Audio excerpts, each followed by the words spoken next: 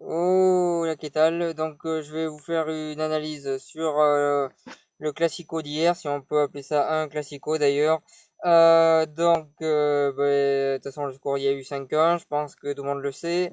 Je vais commencer par analyser le match de l'OM qui a été qui a été complètement nul, honnêtement. Et puis après, on va analyser le match du PSG qui ont bien joué.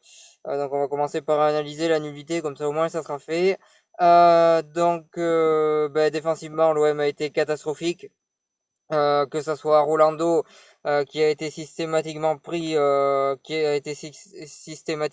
dans l'axe, peu importe d'où les occasions venaient, il a été tout le temps pris, il a été tout le temps pris et il a pas du tout été au niveau. Que ce soit Fanny, qui a été très faible hier et qui a prouvé que cette défense centrale de l'OM, qui est très vieillissante, en plus d'être vieillissante, n'est pas au niveau pour jouer des grands matchs. Il l'avait déjà prouvé avant, mais il l'a reprouvé ce coup-ci. Défense centrale a changé très rapidement côté Marseillais, donc au prochain mercato. Ensuite, Evra qui a été également catastrophique. Quand on parle d'Evra à l'heure actuelle, on parle pas de Evra de Manchester United qui était l'un des meilleurs latérales gauche du monde. Mais on parle plutôt d'un Evra que la Juventus a même pas vendu à l'OM, a donné à l'OM parce qu'il voulait absolument s'en débarrasser. Un Evra qui a plus la vitesse qu'il avait avant, qui est plus ce qu'il était avant, qui est lent et qui s'est fait prendre tout le match par la rapidité de Lucas. Et en plus, il était mal positionné sur lui, vu qu'il jouait à son niveau, alors qu'il aurait dû jouer un mètre derrière pour pouvoir le prendre et éviter de se faire prendre de vitesse, ce qui paraît à peu près logique. Euh, il a été responsable sur pas mal de buts, comme les deux autres que j'ai cités.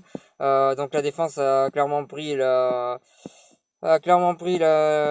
marée contre le PSG. En milieu de terrain, énormément de pertes de balles.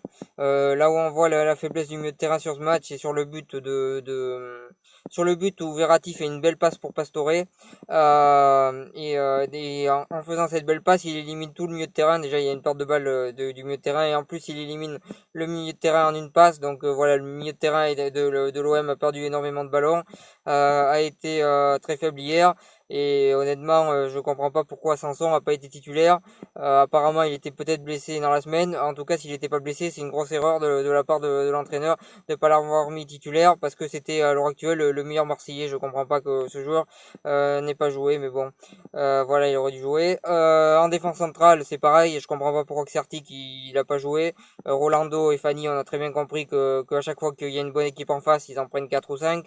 Contre Monaco, ça a été comme ça. Contre Lyon, ça a été comme ça.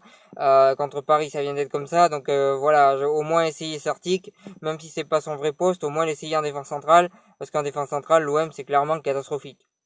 Euh, euh, donc euh, voilà sur ça. Ensuite, en attaque, l'OM a été très pauvre offensivement, a rien montré, notamment Clinton NG qui a été invisible ou il me semble qu'il a tiré un moment au-dessus du but, mais bien au-dessus. Ils ont été incapables de montrer quoi que ce soit face à face à cette défense du PSG qui a tenu le choc et qui a été très bonne durant tout le match. Même si elle a pris un but, ça change pas grand-chose. Très bonne défense côté parisien qui a empêché l'attaque marseillaise qui était déjà très faible de bien pouvoir attaquer. Après, comme je l'avais dit, le seul jeu que l'OM pouvait faire pour espérer quelque chose face au PSG, c'était de jouer le même jeu qu'au match aller où ils avaient fait match nul 0-0. Je comprends pas pourquoi que l'OM a joué l'offensif sur ce match-là, en sachant très bien qu'ils en avaient déjà pris 5, enfin pas 5, mais ils avaient pris pas mal de buts en jouant comme ça face à Monaco et face à Lyon. Donc je comprends pas pourquoi que l'OM a joué ce système de jeu-là, qui a permis au PSG de récupérer le ballon un petit peu comme il avait fait face au Barça, c'est-à-dire vers le milieu de terrain, alors qu'en jouant la défense, il aurait pu faire comme Toulouse et espérer une victoire, voire un match nul. Bon après ils auraient pu perdre aussi, mais ils auraient été moins ridicules en jouant la défense. Même si je suis pas un fan du jeu défensif, c'était la seule solution pour espérer quelque chose face au PSG. Je comprends pas qu'ils aient pu jouer un autre système de jeu.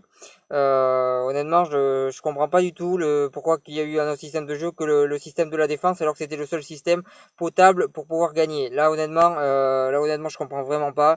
Là, j'ai pas compris du tout, et honnêtement, c'est désolant, et on a vu un match lamentable de la part des Marseillais. Euh, voilà. Pour l'analyse de l'OM, qui d'ailleurs je vous conseille de regarder ma précédente vidéo, qui était, pour ceux qui l'ont pas vu, qui était l'OM peut-il battre le PSG, et je parlais de jouer le jeu défensif que l'OM n'a pas joué.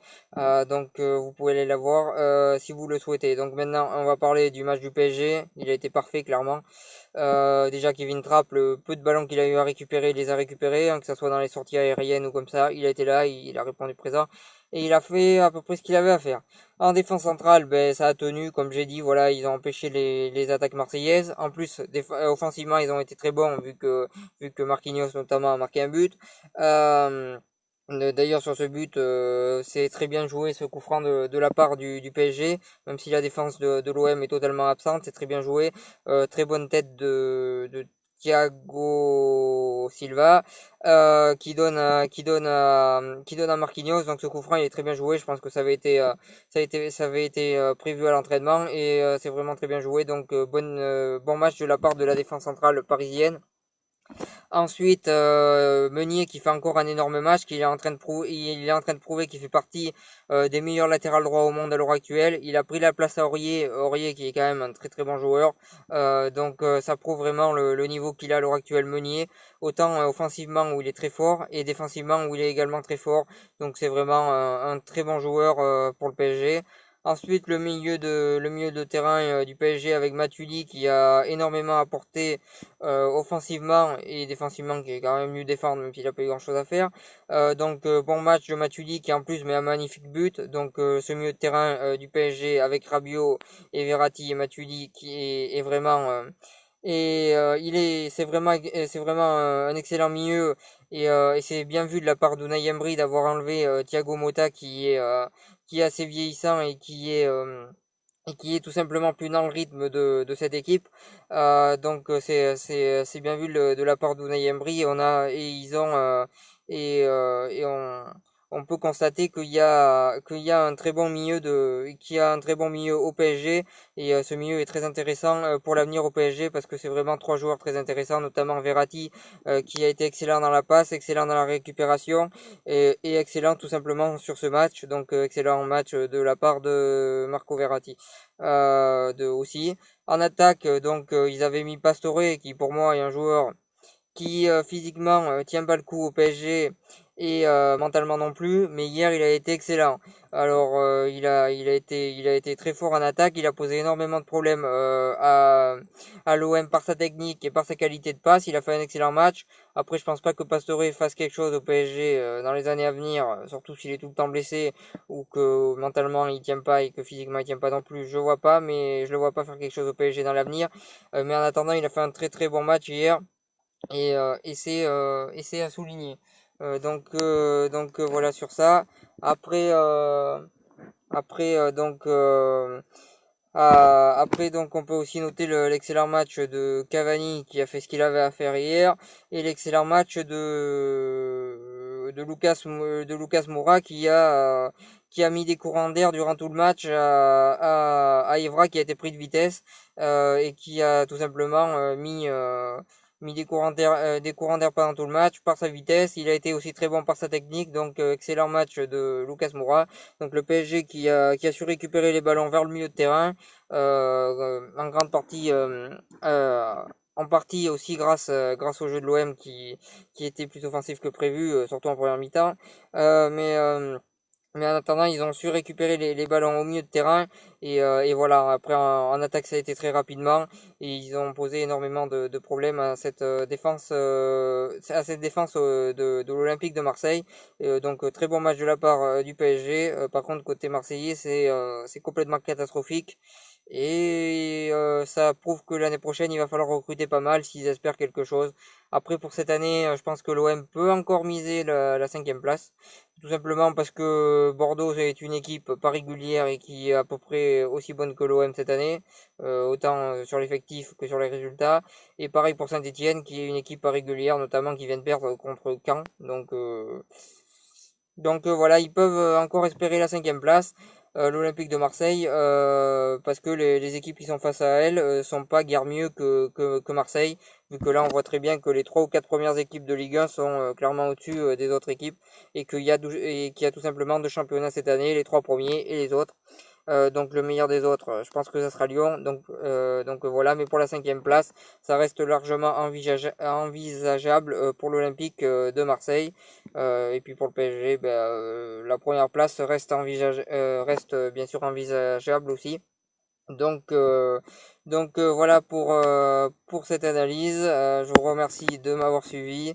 N'hésitez pas, si vous avez aimé cette vidéo, à partager, à cliquer j'aime et en parler autour de vous. Je vous remercie de m'avoir suivi encore une fois et je vous souhaite une très bonne continuation.